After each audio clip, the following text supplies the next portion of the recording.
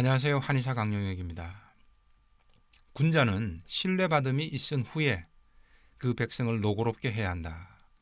신뢰받지 못한 상황에서 일을 시키면 백성은 자신들을 학대한다고 여긴다. 임금에게 간언하는 것도 마찬가지다. 신뢰가 형성 뒤에 간해야 하는데 그렇지 못한 상태에서 직언을 하면 임금은 그 신하가 임금을 비방한다고 생각한다. 논어의 한 구절입니다. 임금처럼 어려운 윗사람을 대할 때든 자기보다 아랫사람을 대할 때든 다 마찬가지라는 겁니다. 아무리 내가 옳고 충정해서 나온 옳은 내용이라도 상대가 받아들일 준비가 안 된 상황이라면 하지 않는 것이 선하다는 겁니다. 서로의 옳음을 받아들일 상호 신뢰가 있고 난 뒤에야 상대에게 설득을 하든 쓴소리를 하든 해야 한다는 거죠. 아무리 내가 옳아도 서로 신뢰하고 수용할 자세가 안 된 사람에게 옳은 소리를 해봐야 서로 감정만 상하게 된다는 겁니다. 자식이 내 뜻대로 안 돼서 부모 속을 뒤집어 놓을 때 내 자식을 바른 길로 인도해 나가는데도 이 같은 과정이 매우 중요합니다.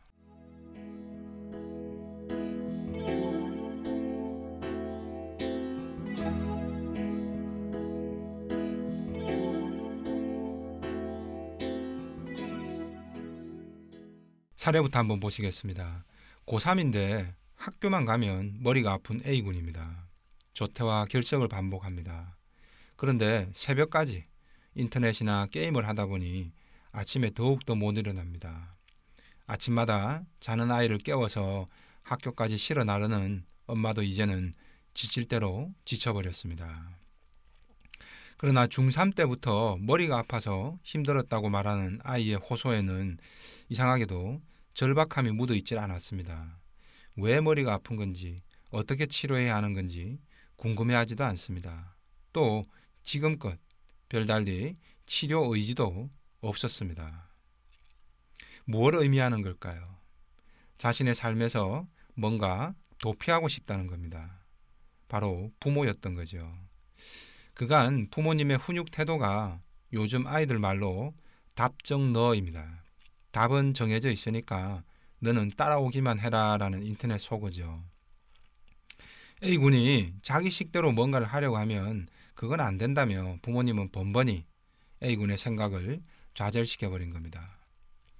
그러다 아이는 갑자기 공부를 그만두고 가수가 되겠답니다.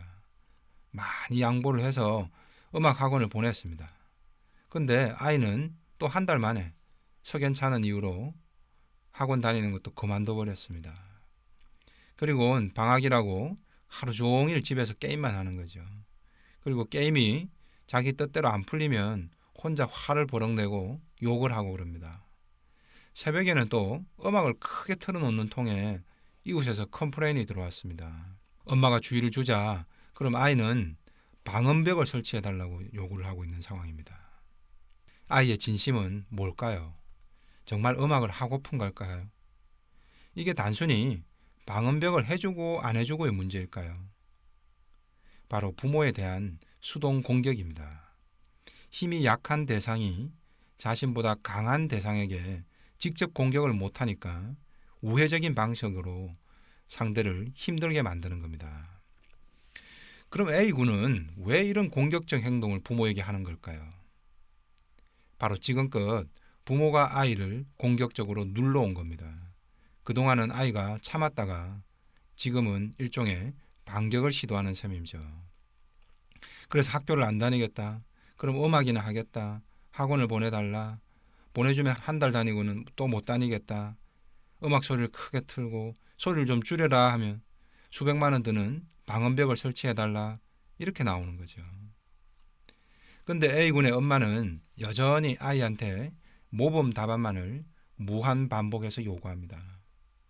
그러나 A군은 저렇게 학교도 못 가겠다고 자퇴하겠다고 버티고 있는 겁니다.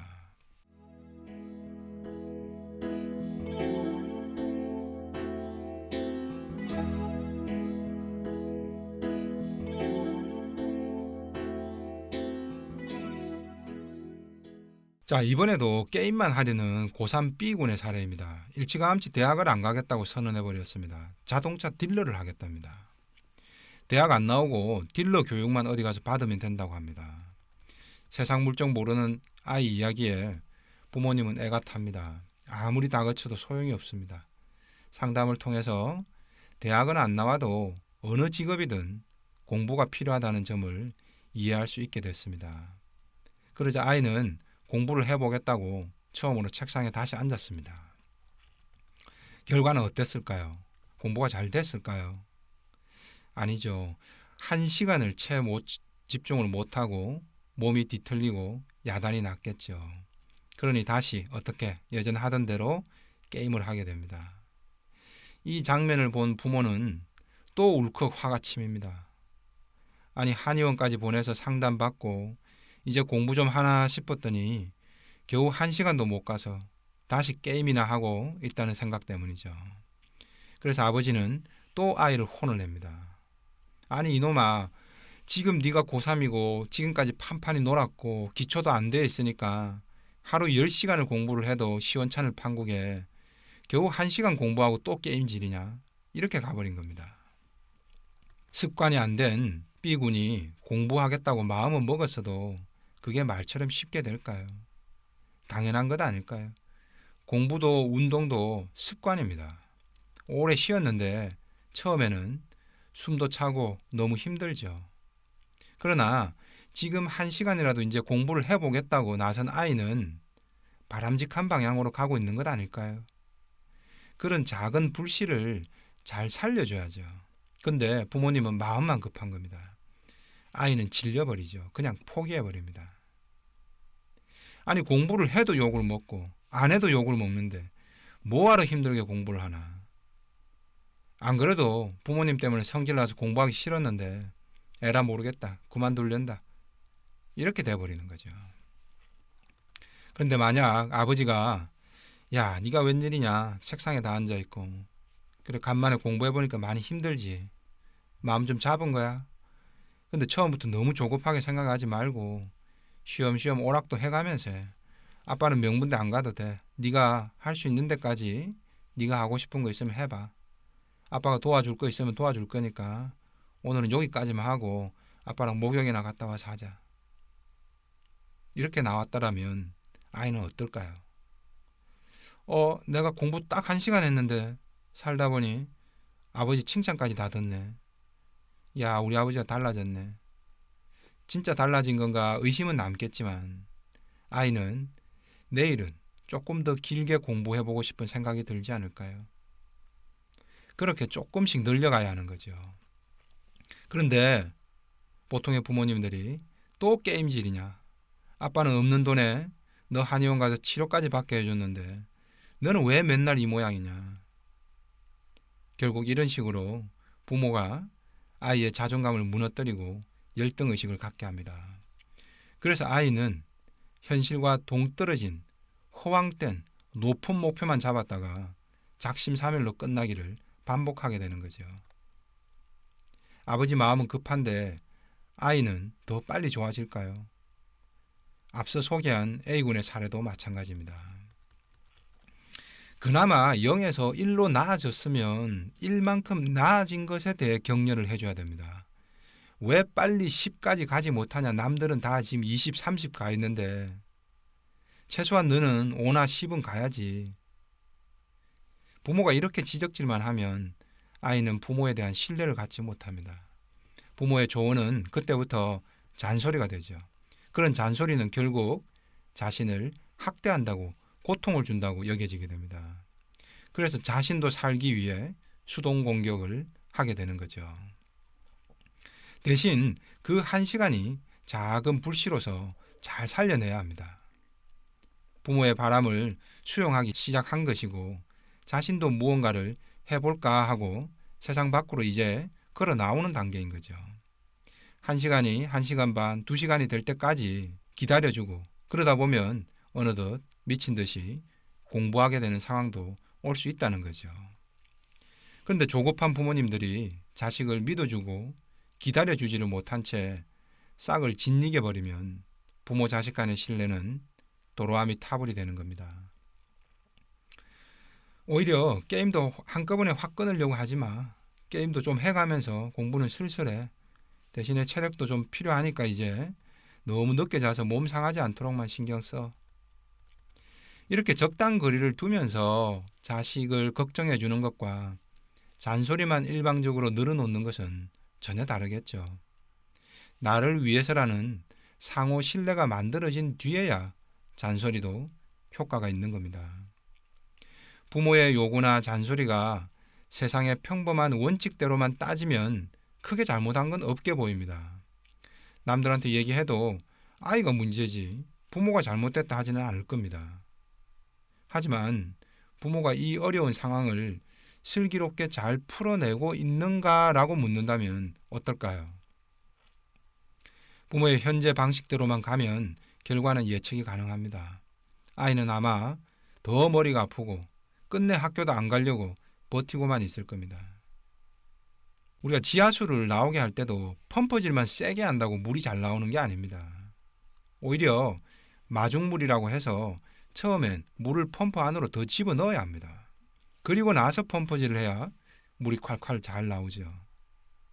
이는 2보 전진을 위해서 1보 후퇴를 하는 것이죠. 근데 이게 때로는 1보 후퇴, 2보 전진이 아니라 10보 후퇴를 해야 겨우 신뢰가 쌓이고 그때부터 1보씩 전진하는 상황들도 많다는 겁니다. 근데 부모님들은 아니 1보 후퇴를 했는데 내가 이렇게 양보를 했는데 왜 2보 전진하는 상황이 빨리 안 오냐라고 조급해하는 거죠. 그래서 아이와 소통하고 기다려주던 노력을 오래 못 갈 다시 물거품으로 만들어버립니다. 다시 아이에게 잔소리를 반복합니다. 그런 반복된 갈등 속에서 아이 마음은 점점 차갑게 식어버리는 거죠. 결국 A군이나 B군처럼 수동 공격의 형태로 자신을 파괴해가면서 부모도 그를 지켜보게 만들므로써 괴롭게 만드는, 그렇게 해서 부모를 공격하는 상황을 만들어가는 겁니다. 공부도 운동도 진득하게 해야 성과가 나옵니다. 부모 자식 간에 신뢰를 쌓아가는 과정도 마찬가지입니다. 부모가 아이를 먼저 믿어주지 못한 채 그저 세상의 기준에서 옳다고 여겨지는 것만을 강하게 아이한테 몰아붙인다고 해서 부모 역할을 잘하고 있는 건 아니라는 겁니다.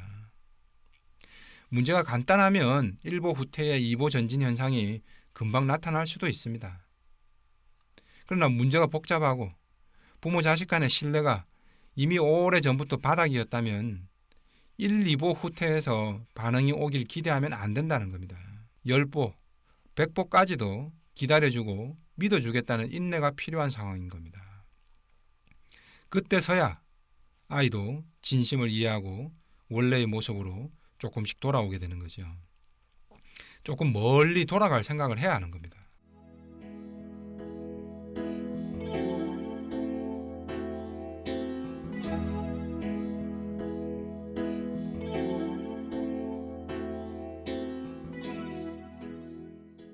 A군의 두통이나 B군의 인터넷 중독이 단순히 A군, B군의 문제인 것처럼 처음에는 보이지만 결국은 기다려주지 못하고 아이와 신뢰를 쌓지 못한 부모 자신의 문제일 수 있다는 점을 깨달으면 아이도 빨리 좋아집니다.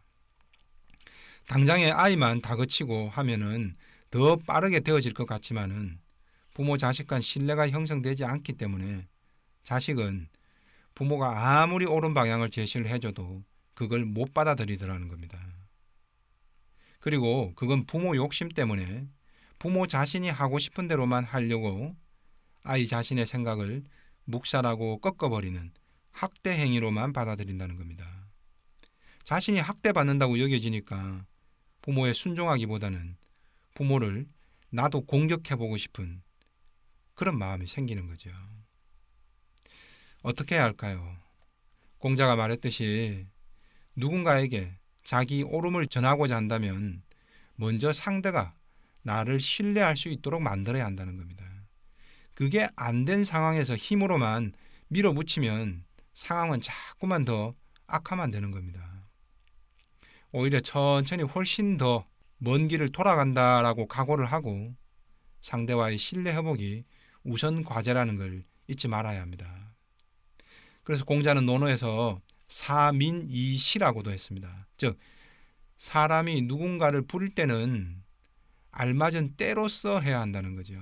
그 때가 안 됐는데 아무리 내 생각과 방식이 옳은 것이어도 그것은 상대에게 제대로 전해지지 않더라는 겁니다. 내가 놓고 키워온 내 자식이라도 마찬가지라는 거죠. 이상 한의사 강용혁의 심통부리기였습니다.